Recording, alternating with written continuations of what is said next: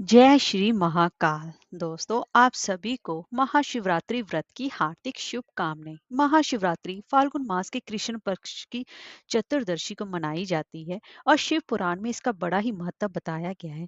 मान्यता है कि इस दिन मां पार्वती और भोलेनाथ का विवाह हुआ था और इसी दिन भगवान शिव पहली बार शिव लिंग के रूप में प्रकट हुए थे। यही वजह है कि हिंदू धर्म में इस दिन का सबसे ज्यादा खास महत्व माना जाता है।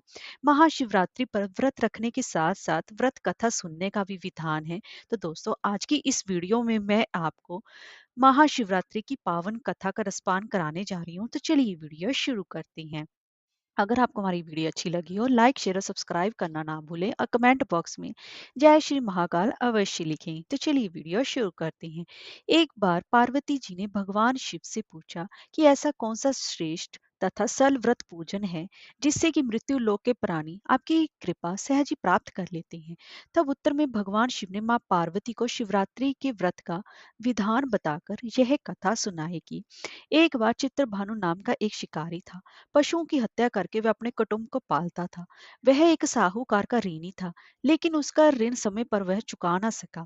क्रोधित साहूकार ने शिकारी को शिव मठ में बंदी बना लिया।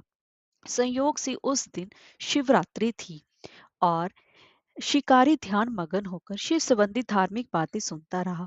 चतुर्दशी को उसने शिवरात्रि व्रत की कथा भी सुनी। संध्या होते ही साहूकार ने उसे अपने पास बुलाया और ऋण चुकाने के विषय में बात की। शिकारी अगले दिन सारा ऋण लौटा देने का वचन देकर बंधन से छूट गया। अपने दिनचर्या की भांति वह जंगल में शिकार के लिए निकला, लेकिन दिन भर बंदी गृह में रहने के कारण भूख प्यास से वह व्याकुल था। शिकार करने के लिए वह एक तालाब के किनारे बेल वृक्ष पर पड़ाव बनाने लगा। बेल वृक्ष के नीचे शिवलिंग था जो कि बिल पत्रों से ढका हुआ था। शिकारी को उसकी इस बात का पता ना चला। पड़ाव बनाते समय उसने जो टहनियां तोड़ी वह संयोग से शिवलिंग पर गिरी। इस प्रकार दिन भर भूखे प्यासे शिकारी का व्रत भी हो गया और शिवलिंग पर बेल पत्थर भी चढ़ गए। एक पहर रात बीत जाने पर एक गर्भिणी मृगी तालाब पर पानी पीने पहुंची। शिकारी ने धनुष पर तीर चढ़ाकर ज्यों ही प्रत्यंचा खींची, मृगी बोली, मैं गर्भिणी हूँ, शीघ्र ही प्रसव करूंगी। तुम एक साथ दो जीवों की हत्या करोगे, जो कि ठीक नहीं है। मैं अपने बच्चे को जन्म देकर शीघ्र ही तुम्हारे समक्ष प्रस्तुत हो जाऊंगी, तब मार लेना। शिकारी ने प्रत्यंचा ढीली कर दी और मृगी जंगल में झाड़ियों में लुप्त हो गई। कुछ ही देर बाद एक और मृगी उधर से निकली। शिकारी की प्रसन्नता का ठिकाना नहीं रहा। पास आने पर उसने धनुष पर बाण चढ़ाया। तब उसे देख मृगी ने विनम्रता पूर्वक निवेदन किया, हे पार्थी, मैं थोड़ी देर पहले ही ऋतु से निर्वित हुई हूँ, कामातुर विरहिणी हूँ, अपने प्रिय की खोज में भटक रही हूँ। मैं अपने पति से मिलकर शीघ्र ही तुम्हारे पास आ जाऊंगी। शिकारी ने उसे भी जाने दिया। दो बार शिकार को खोकर उसका माथा ठनका। वह चिंता में पड़ गया। रात्रि का आखिरी पहर बीत रहा था, तभी एक अन्य मृगी अपने बच्चों के साथ उधर से निकली। शिकारी के लिए यह स्वर्णिम अवसर था। उसने धनुष पर तीर चढ़ाने में देर नहीं लगाई। वह तीर छोड़ने ही वाला था कि मृगी बोली, हे पार्थी, मैं इन बच्चों को उनके पिता के हवाले करके लौट आऊंगी। इस समय मुझे छोड़ दो। इस पर शिकारी हंसा और बोला, सामने आए शिकार को छोड़ दूं? मैं ऐसा मूर्ख नहीं। इससे पहले मैं दो बार अपना शिकार खो चुका हूँ। मेरे बच्चे भूख प्यासे तड़प रहे होंगे। उत्तर में मृगी ने फिर कहा, जैसे तुम्हें अपने बच्चों की ममता सता रही है, ठीक वैसे ही मुझे भी। इसलिए सिर्फ बच्चों के नाम पर मैं थोड़ी देर के लिए जीवन दान मांग रही हूँ। हे पारधी, मेरा विश्वास कर। मैं इन्हें इनके पिता के पास छोड़कर तुरंत लौटने की प्रतिज्ञा करती हूँ। मृगी का दीन स्वर सुनकर शिकारी को उस पर दया आ गई। उसने उस मृगी को भी जाने दिया। शिकार के अभाव में बेल वृक्ष पर बैठा शिकारी बेल पत्थर तोड़ तोड़ कर नीचे फेंकता जा रहा था।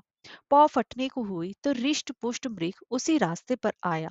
शिकारी ने सोच लिया कि इसका शिकार तो मैं अवश्य ही करूंगा।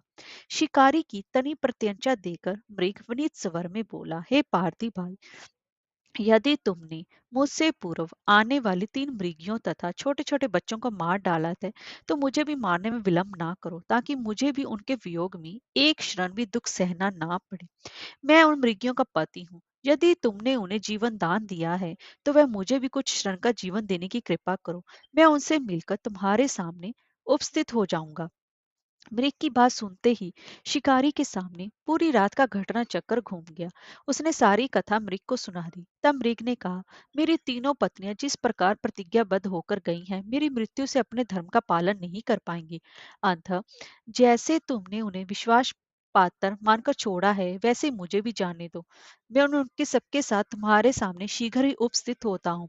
उपवास, रात्रि जागरण तथा शिवलिंग पर बेलपत्र चढ़ने से शिकारी का हिंसक हृदय निर्मल हो गया था।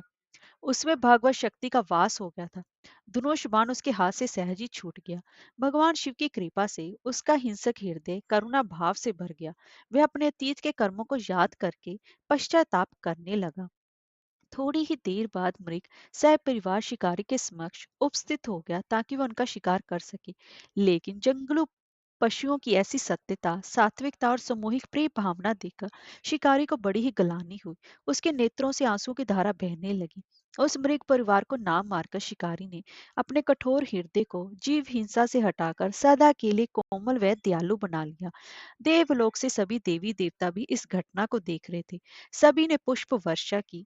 तभी शिकारी और मृग परिवार को मोक्ष की प्राप्ति हुई। हर हर महादेव।